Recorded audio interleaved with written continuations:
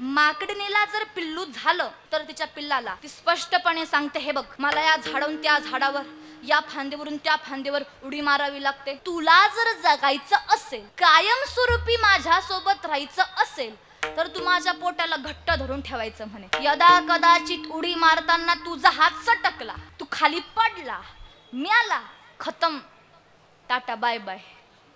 कोण म्हणतं? कोणाला म्हणते? काय म्हणते? आपली जबाबदारी. माकडाच्या जातीमध्ये एक नियम आहे. एखादा पिल्लू आहे, वरतून खाली पडलं आणि पडता पडता त्याच्या हातामध्ये पाला, पाचोळा किंवा फांदी सापडली नाही तर हे माकडच त्याला मारून टाकतात. का बरं?